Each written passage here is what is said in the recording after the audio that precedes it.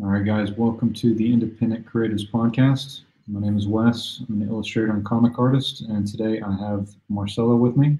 Marcelo, can you give us a brief introduction?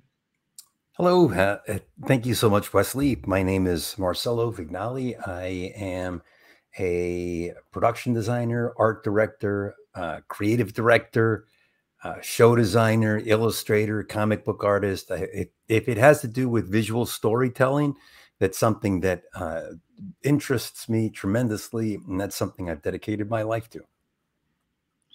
So we came across each other because you had a series of posts that you were talking about your experience working on the animated film Atlantis, and you were Yeah. showing some of the concept art it is that you had done. I think you said it was like it's back in like '96, right? It's 90, I think it was 1997. 1997. And it would have lasted approximately a year. Most of the development that I did for Disney at the time, the shows would be in that visual development phase for almost a year, and so I would be Mhm. on board during that time. Yeah, so what drew me to your post was that you were talking about the imagination, the way it is that I talk about it on my YouTube channel. You had a really particular, like, personal take on what the imagination is. Um, yeah, so like, can you dig into that? Like, what do you think the imagination is? Where do you think creativity and ideas come from? Well, you know,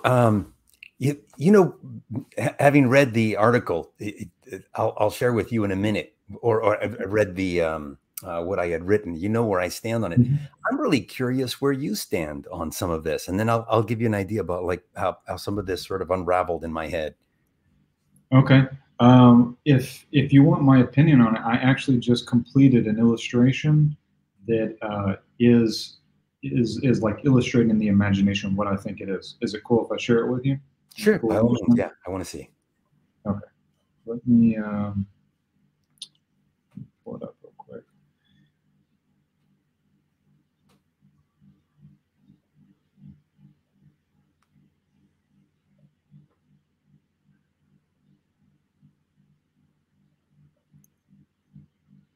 So this started off as a traditional piece. I'm going to share my screen.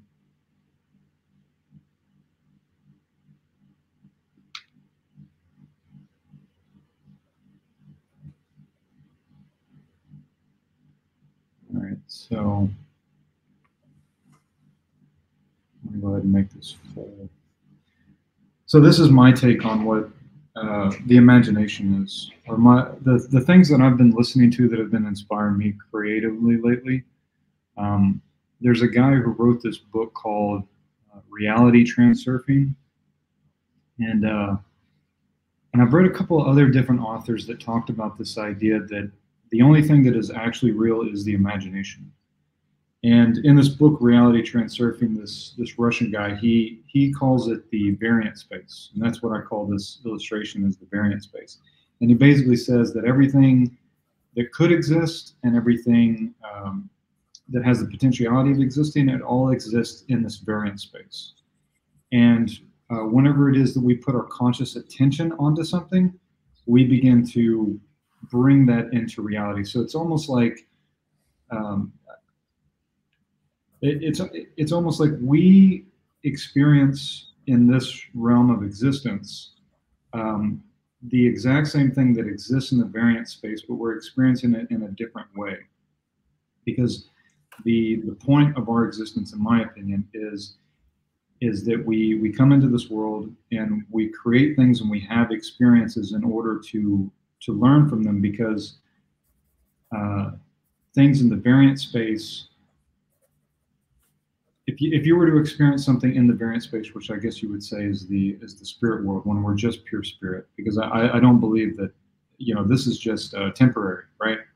Um, so when we're just pure spirit, we experience everything all at once. If I'm looking at you, Marcelo, and we're having, if I know you in the spirit, and this is something that's talked about in the Bible and it's talked about in all religious traditions, if I see you, I would see the totality of you all at the same time. I would see you as a child. I would see you as an old man, and I would see the totality of your life all at once.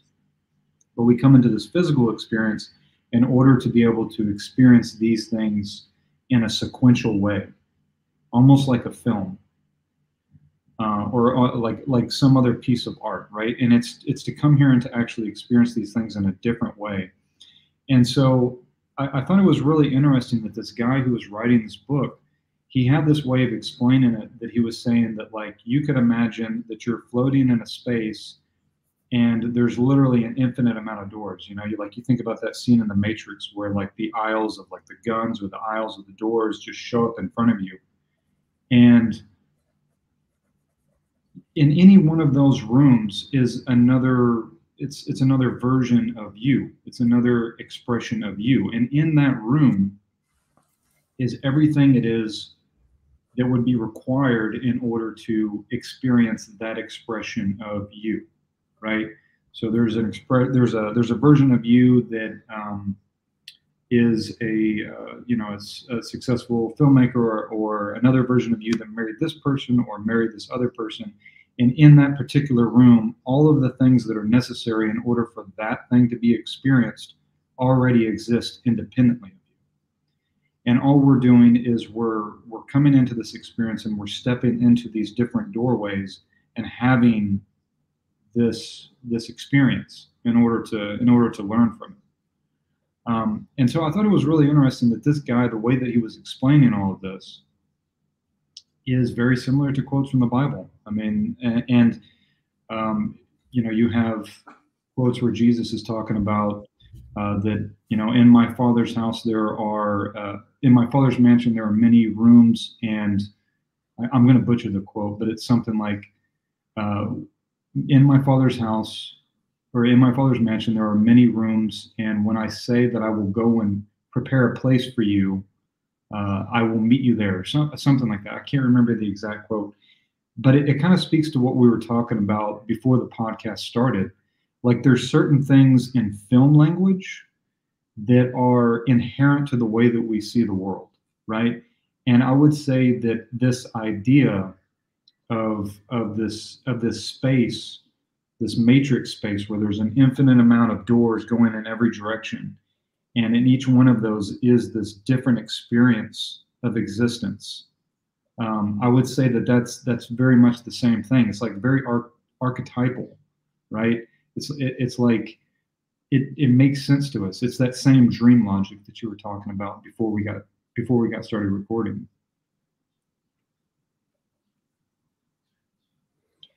Yeah. You want to walk me through this piece here? You want to talk to me about some of the things that you're thinking? Well, I mean, I would say so the figure here, I guess you could say, is a self-portrait, right? This helmet that he's wearing is very similar to the stuff that I see here in Thailand, but he's got like a castle on top of it, and his castle is covered with. It's also covered with candles, right? So I would say this speaks to something there's some divinity going on here. And the same thing was this third eye being encapsulated around this castle. And I would say that this is kind of like, I guess you could say, to me, this represents getting back in touch with the imagination on a real level. Awakens that childlike curiosity and that childlike creativity again. And I didn't realize that was even there anymore, because I feel like the world can just beat it out of you so easily. Because we look out into the world and we try to make our decisions based off of what the world is telling us we should make our choices off of. I mean, I feel like every artist can relate to that, right? Like, we have this dream of being an artist, and then you go out there in the world, and the world tells you, like, no, you can't do this. You're not going to make any money at it. Look at the job market. Look at this situation. Look at that situation. Whereas the stuff that I pay a lot of attention to, that has helped me creatively, has been people like Neville Goddard, or this reality transurfing guy, where they're basically looking at old spiritual texts, and really what they're talking about is that that once it is that you start to understand what the imagination is, then the circumstances of our lives don't have the power. The power is in God. It's not in the circumstance that I'm looking at. It's not in the social situation it is that I'm looking at. It's much deeper than that.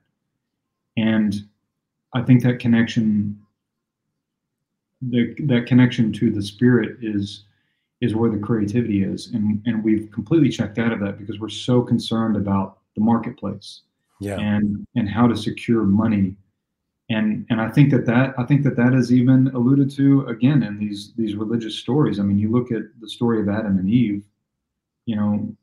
What is that story about? That story was not written by somebody who was trying to sell a book. They were seeing something in their imagination and they were trying to write it down, but they didn't even understand what they were saying. But when it says that because you ate of the tree of good and evil, I'm not a biblical scholar, so don't quote me on all this, but when man and woman ate from the tree of good and evil, God then damned them to live in sin and death, which was basically it says something along the lines of live by the sweat of your brow for the rest of your existence. And I think that's what it's speaking to. It's like we're so disconnected from our imagination, from like the core of what it is that's going on inside of us. When we're separated from God.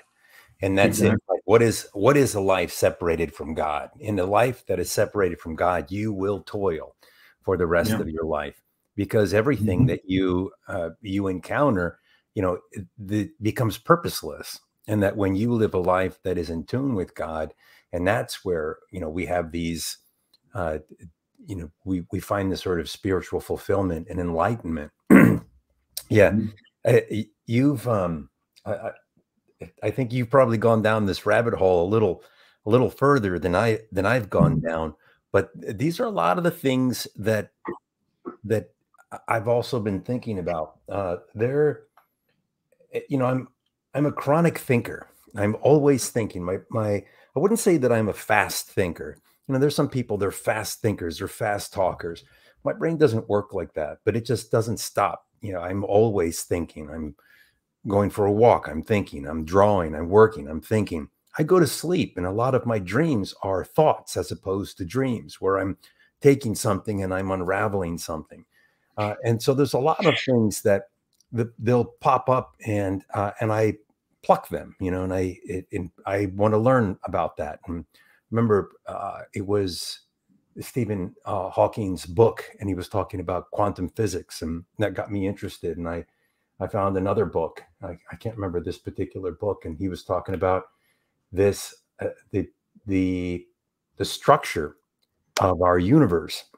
And here's the interesting thing, that a lot of times, people get into this debate, and they like, well, does whether or not we emerged from the primordial ooze, or whether God created Adam and Eve, and then there's this, we're quibbling over this aspect, but we need to understand that it's actually more fundamental than that. It's not about whether or not life just was brought into existence by God creating man out of nothingness, or if it was evolution.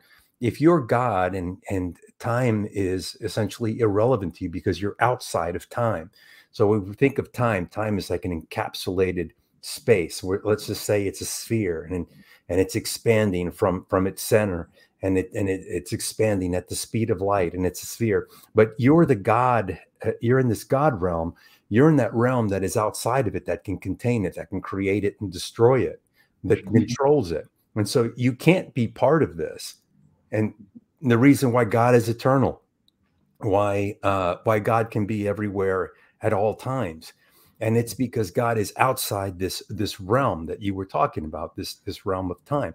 Now, it seems inconceivable to us that such a thing could exist, because we only see things in terms of a linear time. But the structure, here's the interesting thing, the structure of time itself is a creation. One of the things that they were doing is that they were testing whether or not they were looking at the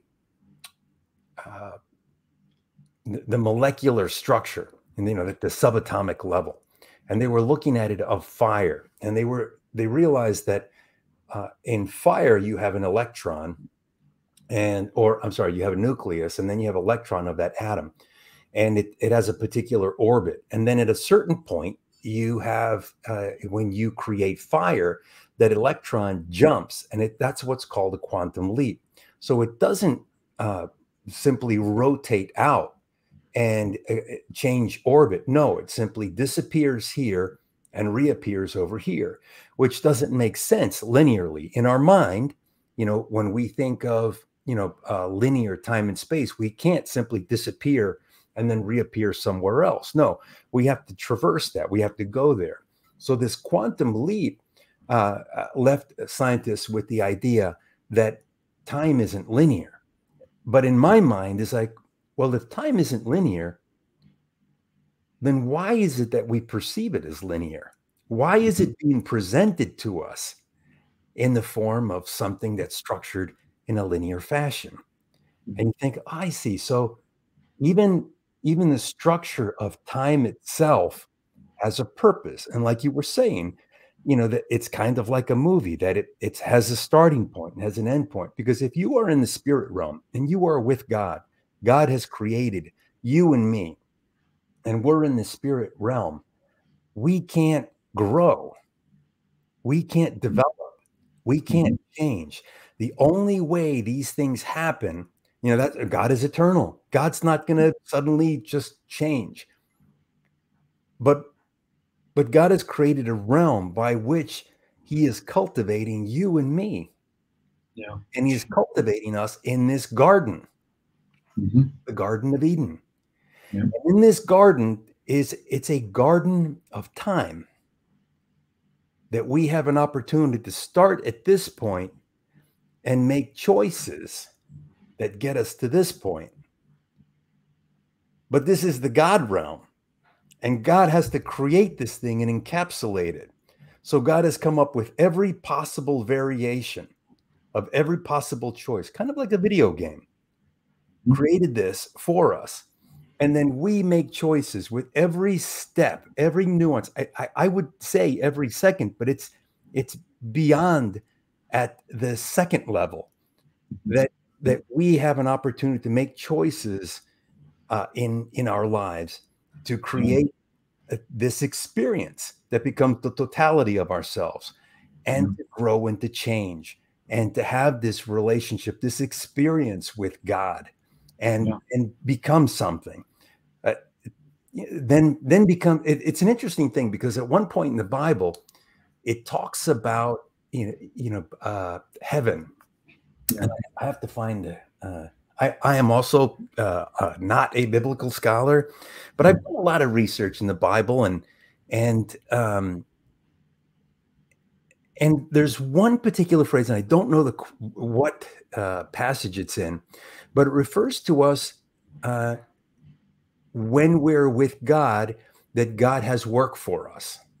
And I thought that, and it's only mentioned once, but I thought that was fascinating, because a lot of times we think of when we get to heaven that there is that, the stereotype is that we're sitting in all of eternity and we're happy and we're playing the harp and we're in this land where there are no tears.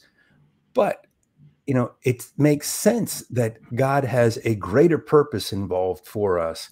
And the purpose is to cultivate us here in this garden of time, and to prepare us for something something else that he has in store for us. I don't know what that is. If we can't even comprehend the concept of time that God has set for us, then it makes it even more difficult to comprehend the concept of a plan that God might have for us. So it is a fascinating thing. The in the article that or the little blurb that I wrote about my artwork, and I was talking about how, what is imagination and what is creativity. And I was thinking about that as well. It's like I said, my brain, it just goes off in these things. And I thought about it. Well, if we're walking through and we're traversing this time, but time isn't linear, and that at the beginning of time and at the end of time, we're with God, that means that we are outside the realm of time and we are in the spirit world with God also. We're already there. That means we're already outside the entire encapsulation of our human experience, of our collective human experience, not just the human experience that Marcelo Vignali is involved in, but the totality of human experience from the dawn of creation to the end. Yeah. And every possible variation of that, as incredible as that may seem. And that already exists an encapsulated moment. And I thought, well, if that's the case, then these things already exist. They exist in this realm of, like you said, imagination, because we're looking at all of these possibilities. And it was an interesting thing. I've been very blessed, and I'm blessed with a lot of talent to be able to draw and use my imagination and visualize things. And at about 25 years old, I was given the opportunity to design the Roger Rabbit cartoon spin ride for Disneyland. And it was one of those where, I'm 25 years old, and here it was a $40 million ride. And they gave me that responsibility, figure out what this thing is going to look like. So I went and I got myself researched on it. I watched the Who Framed Roger Rabbit movie. The scenes that take place in the animated world are very short. And so it really kind of opened everything up. And I thought, we don't have to stick to this linear story that was in the movie. We have to think about an experience. So I didn't realize what I was doing then, but I realize now what that was. I closed my eyes and I put myself in the ride, and I took myself there to that moment. What does that going to look like? And I started to visualize this, and it started becoming very real and very tangible. What am I sitting in? What does the vehicle look like? What does the track look like? What does the show look like? And then I would simply draw them. And for other people, they would say, oh, you have a wild imagination or a vivid imagination, and it might be so, but from my vantage point, I feel as though that these things aren't coming from my imagination. What I've done is that I've traversed this mortal plane, and I'm reaching into this collective experience of imagination that is God, and I'm allowed to see things in my mind's eye, and then in my conscious waking mind, I try to visualize what these things look like. And it's funny because in this conversation I'm talking to you, I don't know that at any point have I ever taken this and put it all together to talk about that. Sometimes I've talked about like what is imagination, and then I explained it as it's a place that you can go to, and I liken it to a well that when you are connected, and you have to find this peace within yourself. You have to have a relationship with God and the eternal, and that you have access to this well. And you can go there and drink the water. And when you are anxious in your life, when you're motivated by the wrong ideas, let's say, oh, I've got to get rich. I've got to make money. I've got to do this. And when you pollute yourself with these more conscious things, you eat of the fruit of the knowledge of good and evil, and you separate yourself from God, you are actually ejected outside of the Garden of Eden. Now you are no longer growing. You're no longer learning. You're pushed out. But I think that when you you have this peace within you. You have this established relationship. You can go there and you can drink from that well. And I see that not just in my work, but I see it also with different people in different careers that are able to do tremendous things. And you Mhm. think like, well, how is it that they were able to do these things and then they can't? How does that happen? Like a Yeah. musician, it's like a one-hit wonder, and they're Mhm. able to do this thing, and then once they become successful, they can't do that again. Or Yeah. sometimes an actor is connected to the material, and they're amazing, and they're doing this, and you feel that when you're watching them, you're not watching acting, you're following an experience, and then for several years they just completely fall away for maybe 20 years, and you don't see them doing anything that's good, and it's because they lost their way. They're not able to access that well anymore. Mhm. And that's kind of how I see creativity and our relationship to it. And I think that if people want to find uh, they want to find a way to be creative, it's to the creativity isn't something that is uh, an experience that is outside of you or surrounds you. It's actually an inward journey. You have to go inside, and that's where you find this relationship with God, with what is eternal, and you can find your way to that well. Yeah. Yeah. Absolutely, man. This is right in line with everything that I've been thinking about. Um, I have thoughts on why it is that people lose their way or why it is that they get disconnected, and I think that um, it's something that we all have to deal with as artists.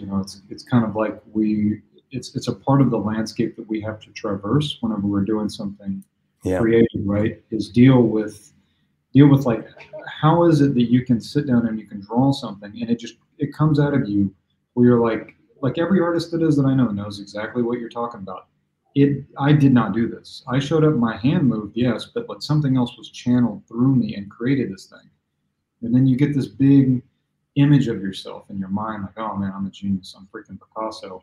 And then you try to go and you do it again and it just looks like garbage, right? It's like, what is that? What is it that's going on there? So I think that there's a number of different things that are going on there that are important to always. It's not like you said, the creativity is it's an inward thing, and it's about your connection to God. It's not about selling something. It could be at a later point, but the hat it is that you have to put on first is that connection to God, that connection to Spirit. And I think that we can easily lose our way in a number of different ways that they're so subtle that they go by most people. And I think the number one way is just social conditioning, and that's not something it is that we really want to accept. The fact that we live in a world, and both of the people that I mentioned, the guy who wrote Reality Transurfing and Neville Goddard, and his interpretation of the Bible, which you can both find those on YouTube. Um, but they both talk about this same idea that in the Reality Transurfing book, he talks about this idea of pendulums. Okay, that ideas they have a force. They're like gravity, right? They exist in this variant space, and what it is that they're trying to do is they're trying to exercise their force, their inertia, and come and manifest into this physical experience because they can't an idea, whether it's a good idea or a bad idea, it can't be expressed unless it's expressed in this physical manifestation. Like this physical manifestation of things is like the highest point of spirituality because, like you said, we come here to grow, we come here to learn through this relationship with God. And so, um, but we live in a world now, it should be apparent to everybody, we don't live in a world of things. We don't live in a world of objects. We live in a world of ideas, opinions, and beliefs. And now anybody can essentially create their own version of whatever, of reality, especially now with like AI. You can just fake something as if it happened, and you can put up an image on it, and it starts to become this question of like, you can basically create an artificial reality and then pump that into people's heads, and that is enough to disconnect people from their imagination, because now you're oriented towards something else outside of you. So the comics it is that I've done, and the video essays I've done on Philip K. Dick's work, I'm adapting his comics into, or I'm adapting his short stories into comics, and then I also have like a Blade Runner analysis, Minority Report analysis here on this YouTube channel. But I've been digging into his journals, and Philip K. Dick is right in line with this idea of like, he has this great quote where he says that he doesn't trust power because he understands from a writer's perspective what it is that they're doing is that you have a conglomerate, whatever that is, whether it's government, media, whatever. They have the ability to create their own version of reality and to basically manufacture that reality and pump that into people's heads. And so we're like, the reason why it is that we end up losing connection with that, I think, is often because we're knocked off our equilibrium. You have something like COVID come through, and it puts everybody into like a state of fear. And whenever we're in a state of fear, we start reaching out into the world for some sort of assurance, right? And then it's just been one thing after the other, to where it's just become completely obvious. There's a lot of fear, and unfortunately, there's a lot of fear that's being peddled. Yeah, because the best way to control people is to cause them to fear.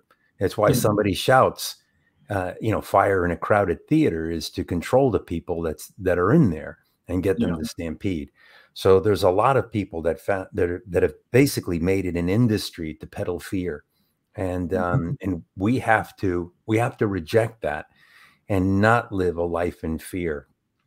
If you are anxious, I'm saying this to all the people out there that are listening. If you are anxious and fearful of something, understand that you're being manipulated with that. And so the best thing to do is to recognize those times that you're being trained to react a particular way, and you have to set that aside. It's an interesting thing that what you were just talking about, which is this. You were talking about that we live in a world of ideas, and that we are creating this world that we're experiencing. When I grew up in the U.S., during the 60s and the 70s, there was a tremendous. Think about what was happening in the 1960s. It was. In 1962 was the Cuban Missile Crisis, and later that year, John F. Kennedy was assassinated. Then Bobby Kennedy was assassinated. I think in '68, you have also Dr. Martin Luther King Jr. assassinated in 1968. Malcolm X. Then you had all these celebrities that were dying. It was Janis Joplin in 1970. I think also. Jimi Hendrix passed away in 1970. So you had all of these things that were happening. The Vietnam War was happening. So it was a time of tumult. But if you listen to the music, music is so optimistic. Yeah. And there were a lot of people that were instrumental in creating a spirit of optimism.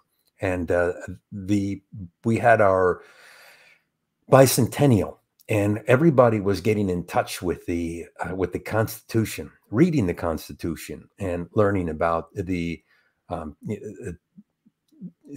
understanding of what the American Constitution was created around. What was that big idea? The idea of equality and opportunity and representation for voices to become part of that process.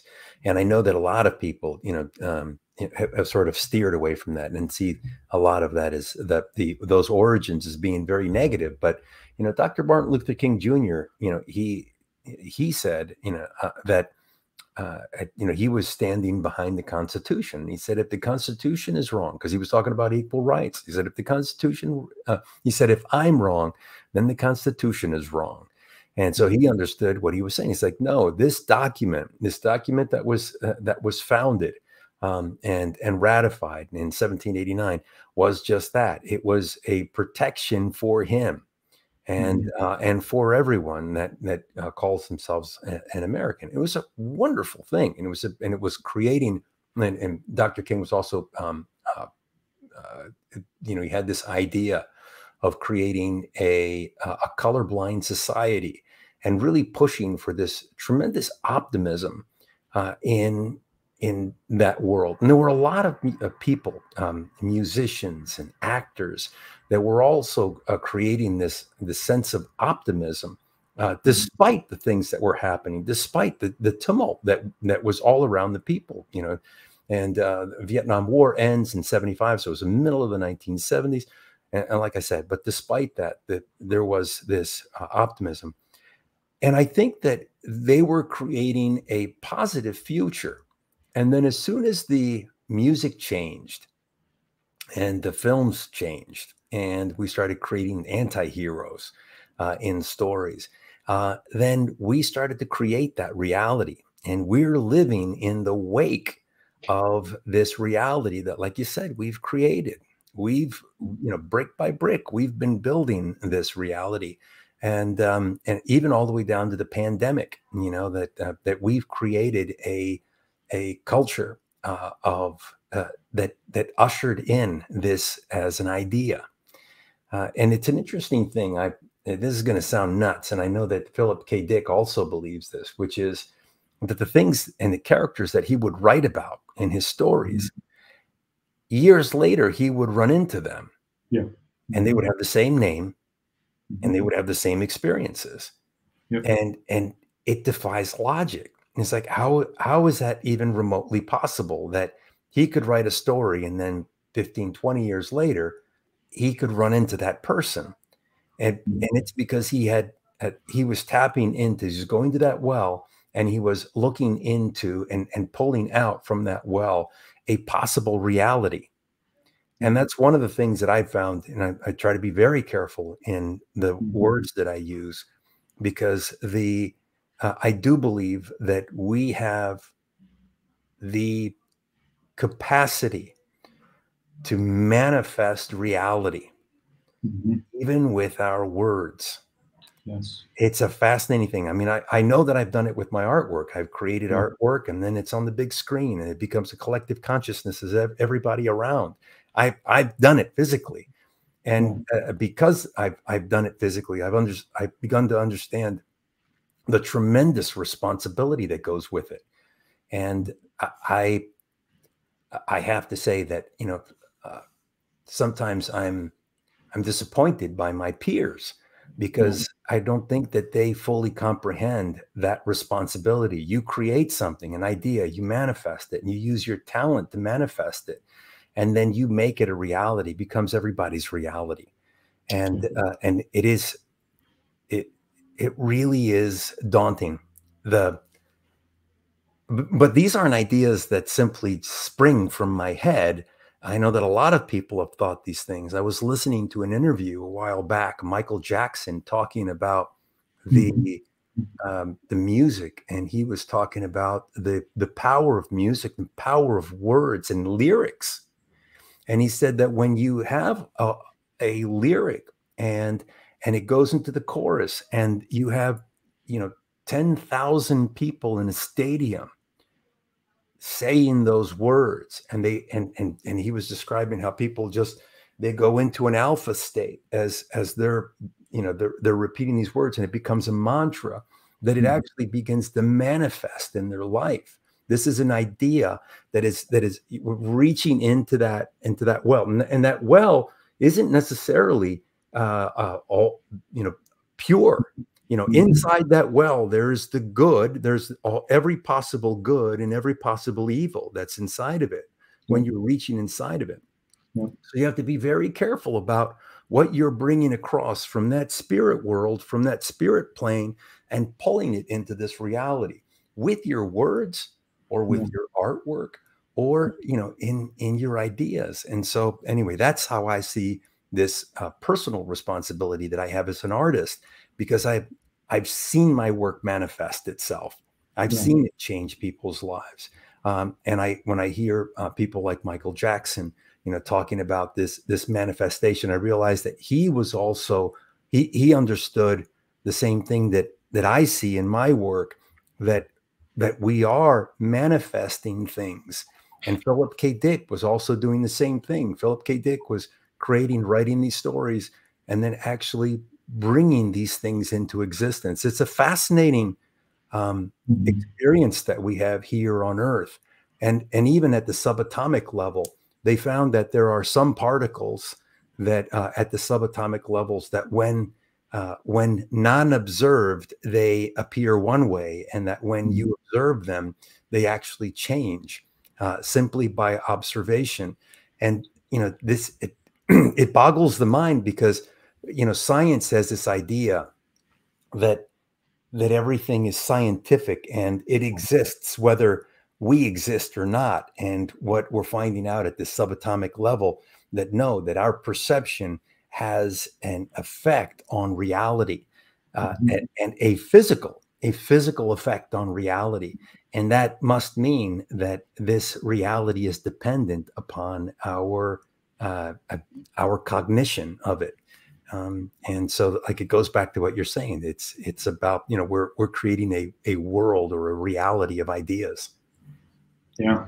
It's totally like so much of it goes back to like um, biblical allegories. You know, I mean, I don't look at them as literal, um, but and for so long I was against the Bible. I thought for the longest time, you know, I grew up in Texas, and just for whatever reason, I just couldn't connect with it. And then I started to, you know, hear this guy Neville Goddard talk about the Bible, and you know, it was actually because I was interested in manifesting. You know, I was interested in like basically getting what it is that I wanted out of life. And then, you know, you kind of start to realize that like no matter what it is that I do, no matter if I have career success, no matter if I have financial success, no matter how many things I build up in this world, you know, just like Jesus says, these things are, they are, you know, they're all going to be rotted away. They're all just going to go away, you know.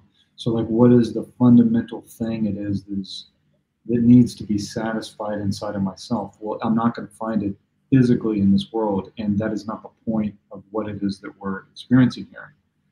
And yeah, I totally agree with you. I mean, it's, you know, I look at like I look at a lot of our content it is that we put out there now, content, a lot of the content that is put out there now, and so much of it is, you know, it's sensationalism. It's whatever button it is that I can press in your head that's going to get you to pay attention longer, so that I can basically, you know, use you as like as a part of my herd in order to accumulate wealth. You know, if I can, you know, create something that's, you know, super violent or super sexual, then I know that that's going to engage people's minds because that grabs people's attention. Or if it's something that's fearful, you know, I mean, we were talking about the situation a couple of minutes ago. I mean, I'm not trying to express any particular opinion one way or the other on COVID. I'm just pointing out that this is what Philip was talking about in his journals. You know, he's talking about that we're entering into this phase where bureaucrats with very sophisticated forms of electronic communication can mass produce their own version of reality. And what happens then when it is that everybody's thinking on the same page? You Yeah. know, one of the things that I love about being in Thailand is that I come out here and there's so much of America that they don't understand at all. They don't get it. They don't understand our culture or anything. And so it's like I get to see American culture from the outside looking in as an Yeah. outsider now, as opposed to somebody who grew up Yeah. in the States with And to my own. be disconnected from it, and to be connected with the human aspect of it. Because when Yeah. somebody's not immersed in mass media, that you start to develop a, different philosophy or a different idea. And it's based on your relationship with other people. It's your relationship with God. It's your relationship with nature. And that's a much healthier thing to base your life on than basing it on the relationship that you have with mass media. Yeah. They're steadily trying to control you and feeding you a diet, the fear. But to your point, this idea of corporations, let's say, or governments trying to control people, or whether it's however they're trying to do it. Think about the films that we've been digesting for the past 10 to 15 years, and then people will point to the film and say, "Oh my gosh, it's just like that film." Yeah, we manifested it. They'll point to The Simpsons. "Oh my gosh, The Simpsons predicted this in such and such time." That's right. It's not a coincidence. We manifested it. And people, they don't make that connection. They just think it's a coincidence. Like, wow, this is an incredible coincidence. It's not a coincidence. That's why I said brick by brick, we've been manifesting this. We can't lay this at the feet of different, politicians, or the World Health Organization, or elites or something. No, we've been manifesting this reality for quite some time. It's us. It's our consumerism. It's creatives who've been reaching into that ether, going to that well, and bringing things back over that are harmful. And so, and that's why I said, I think that we have a tremendous responsibility. I think that we can turn this around as creatives. We have a responsibility to turn this around, and to understand our responsibility in all of this, because we are the people who live in this world of imagination. We traverse back and forth to that well.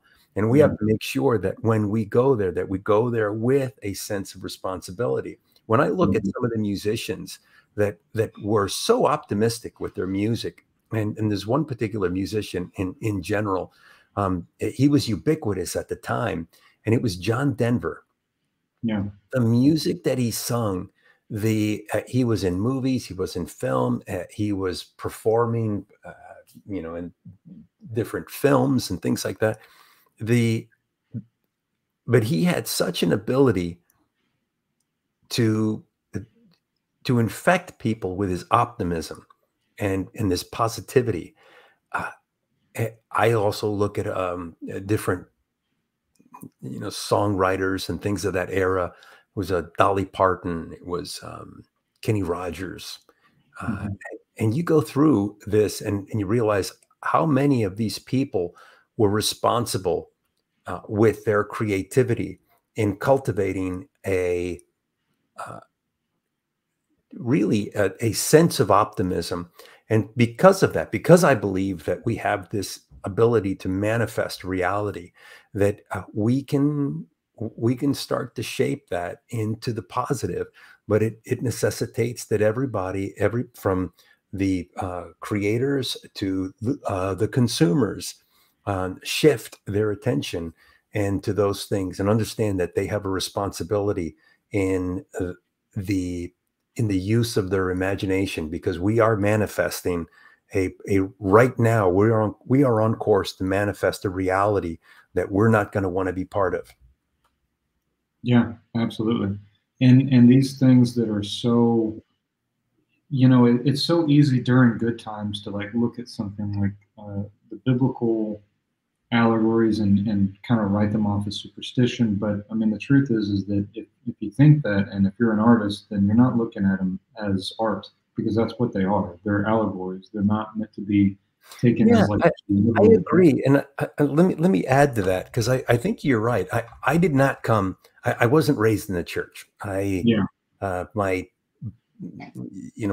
dad was antithetical to the church. And so I grew up, both my brother and I, we grew up antithetical to the church, with no relationship, not wanting to cultivate a relationship with God or anything like that. And it was during the process of my life that I started getting closer to God, and I think I ended up coming to God. I was about 31 years old when I came to God. I had my coming to Jesus moment. But it was an interesting thing that you're absolutely right. I even before I was a Christian, I saw this idea of the stories in the Bible as not being,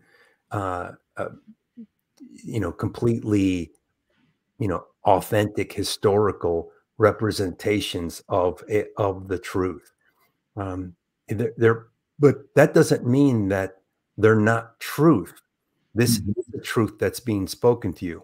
And Mhm. in the same way that I use in telling, working in film, telling stories, my job, my responsibility is to tell the truth, but I tell truth through allegory.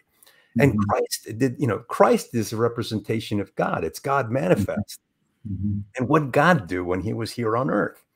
Mhm. What did Christ do? He would tell stories to the people, and he would use parables to the fishermen. He told them stories about fishing. Cast Yeah. your net on the other side of the boat. I will make you fishers of men. And then to the farmers, when he went to the farmers and he was talking to them about farming. He's talking about the parable of the seeds. When he was talking to the religious scholars, he was talking to them using their own law. So he was finding different ways to communicate with people, but allegory was one of them. Using allegorical stories. And you think about that, that becomes more truth than truth. Yep, absolutely. Because Yeah.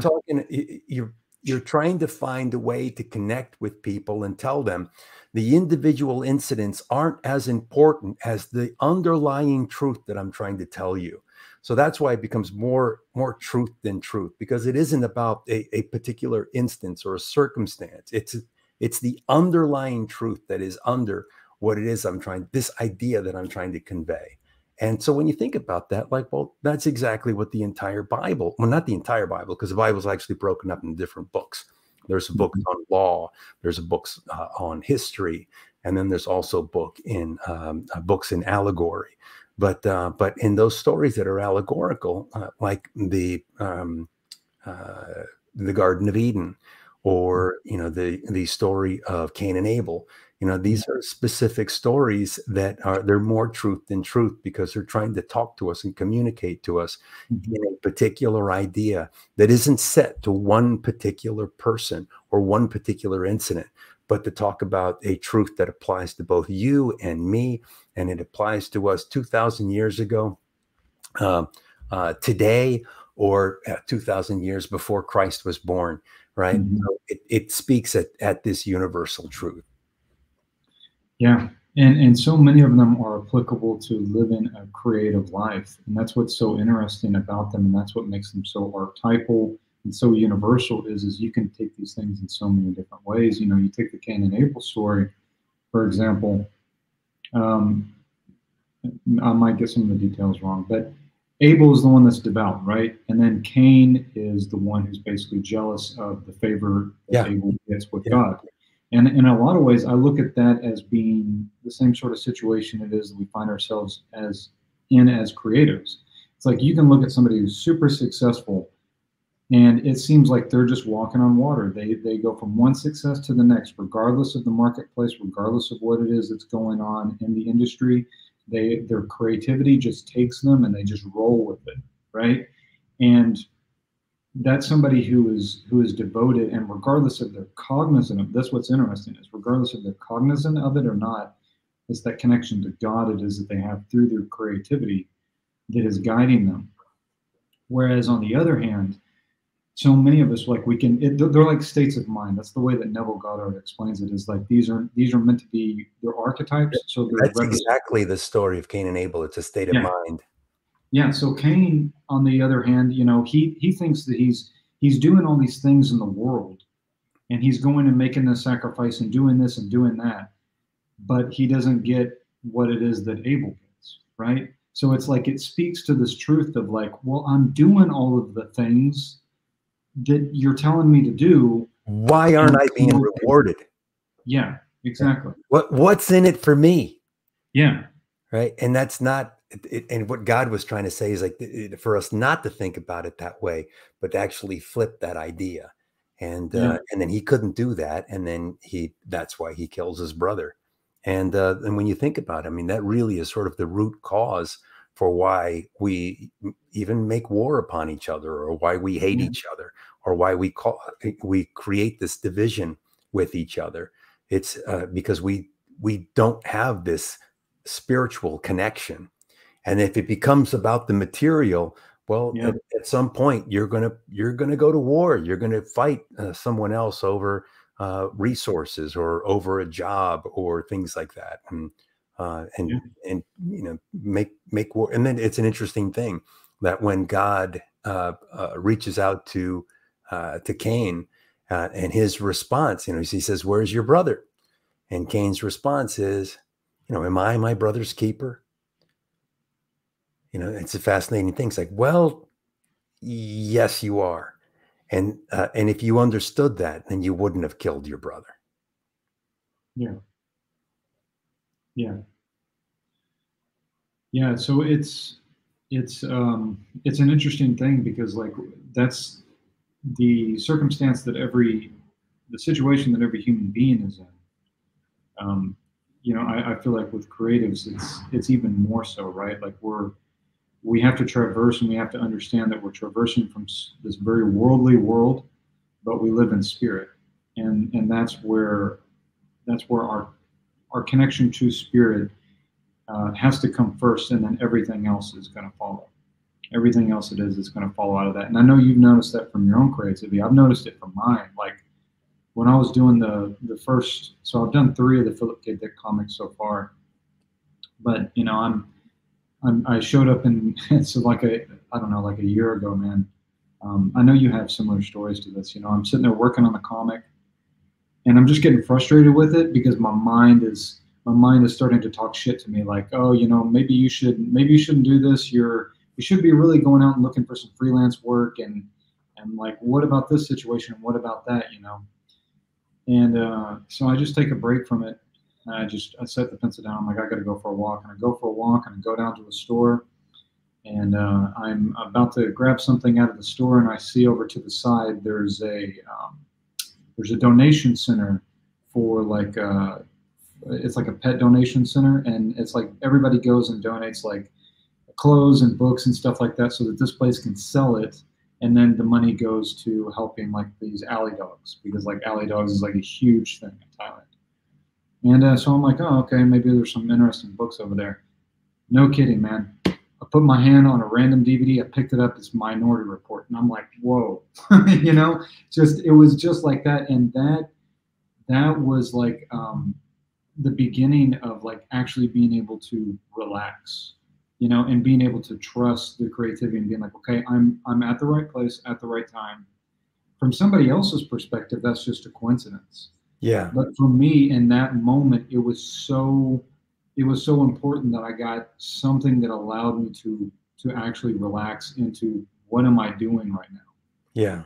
Yeah. You To, know? to actually be in the moment and listen. Uh, it- Yeah. there's in the very first Star Wars, and so this is, I guess it's episode 4, right? Mhm. Because they ended up flipping or inverting it. But in 1977, when Star Wars came out, and it was talking about the Force, and Obi-Wan Kenobi is talking to Luke Skywalker about using the Force, and he says you have to relax, and you have to hear the Force, listen to it, and then Yeah. respond. And he can't do it. He just can't do it. And I think it's talking about what we're discussing right now. And it's a shame that later on in subsequent versions, they opened up this whole can of like, well, these are mitochlorians, or Yeah. I don't even know. I think I probably got the name wrong on the midichlorians. And these are inside. It's a host, and it creates this force. I don't think that was the correct way to look at it. The correct way to look at it was in the first film, which is that you have to find this ability to channel this inner part that connects you to this well. that connects you to the spirit plane, to that realm that can reach into the world of infinite possibilities, and then select the correct thing that you are going to bring back. That is what I believe the force is. And Yep. Later on, when he's going to blow up the Death Star, and it's up to him. He's the last one, and he's flying down the trench, and his droid gets knocked out, and then he has to and I think he even takes he's locking in, and he turns the lock off. This, Yeah. because he's like, no, I gotta do this with the force.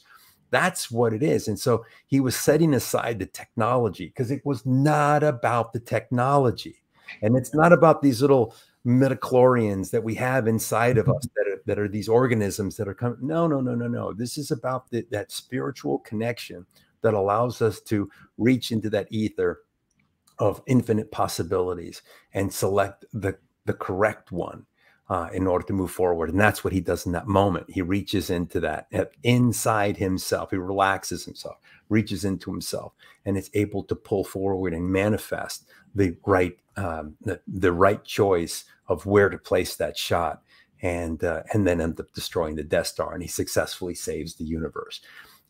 So in that regard, I mean, that film is really important, because it spoke to this. It starts speaking not as a film, but again, it starts to speak to this universal truth of our existence that becomes more truth than truth. Yeah. Because it's this universal experience. It's not about, there is no Luke Skywalker. Yeah. There is no Death Star, right? But the underlying truth is that we have to find this connection with the spirit realm. And in this case here, they were using the metaphor of the force. Yeah. And that's what's so interesting. Like, Star Wars is a great example of that too, of like something that comes out and it's very universal, and it's very much connected. Like, you can tell that George Lucas is very much connected to that spirit, and he's bringing it over to something consciously and manifesting it. And then you can see how it is that the industrialization of art has basically, I guess you could say, it's turned it into like this prostituted product. And so much of art has been that, where like I think that we don't realize, we don't necessarily even want to realize how powerful what it is that we do is, because it scares us a little bit. It's like, people talk about the law of attraction, right? And people say, oh, that's, it's just some stupid fad. Somebody's trying to sell a book. Yeah, they got a point with that, but the point is that all of that law of attraction stuff is in all of the wisdom traditions. It's in Buddhism, it's in Christianity, and I think that like the metaphor to me that explains it the best is Moses with his staff, right? When he throws it down on the ground, it becomes a snake, and with caution he can pick it up and it becomes a staff again, right? And I feel like that's the same thing with our word. When we say something, it can be like a staff, like a crook, because it can lead people. It can lead sheep, right? That was what the staff was for herding sheep. But then at the same time, it's also something that can bite you, right? It's like a snake. Like, if you're holding a snake, you need to like actually be conscious of the fact that you're holding something that can bite you. It can be venom. Yes, it can. And so much of it is like why are we surprised? I'm surprised at myself, because when I was a kid, I would look at something like Grand Theft Auto, and I would think like, oh, all these people that are speaking out against Grand Theft Auto, they're just against, they're against artistic expression. But now as an adult, I'm just like, what did we think was going to happen, that you're making something that is about running around and mindlessly killing people, and we're trying to make it more and more closer to the fidelity of reality. Like, why are we surprised that people actually go and act this out? Like, why is that a surprise? We're manifesting that, and that our society is becoming very much like Grand Theft Auto. You look at some of the videos that are coming out that people are filming of situations and circumstances that are happening, and we've manifested that reality. Yeah, it's an incredible thing. Yeah, and we don't even realize it. Yeah, I And mean, I will say this about the Star Wars, that when it was speaking this universal truth, when it was speaking this language of this spiritual relationship that we have with our Creator, and in that case, the Force, when it was doing that and it was speaking in metaphor, it was speaking in this universal truth, and it didn't matter what part of the world you were in, it was speaking to you. Didn't even matter that it wasn't even speaking your language or it wasn't speaking your culture, but there was a universal truth that we could gravitate towards. And as soon as it started becoming specific, and it started to become about about that universe and no longer spoke in terms of metaphor, then it was no longer speaking the truth, and it became irrelevant. And the audiences understand, like, that's a fun place to be, but it's irrelevant. There's no purpose to it. mhm. And why? Because it looks the same, but the difference is no longer speaking in metaphor, and that really does amplify the point that we're trying to make here, is that in visual language, speaking in metaphor is very important, and it's a Mhm. fundamental aspect of using metaphor to communicate some of these bigger ideas that are the underlining truth of things. Mhm. Yeah, totally. Yeah, this is an awesome conversation. I feel like we could go on for Yeah, hours and hours. we're already batting an hour. So what do you say we if people like this idea, they like this talk, we should do it again. We should continue with this Yeah. concept. Okay. Cool. Yeah, we can explore this further. Yeah. So I'm going to include all of Marcelo's social media links as well as my links in the description box below. So make sure to drop a comment if you enjoyed this conversation. And thanks, guys, for watching. Thanks, everyone.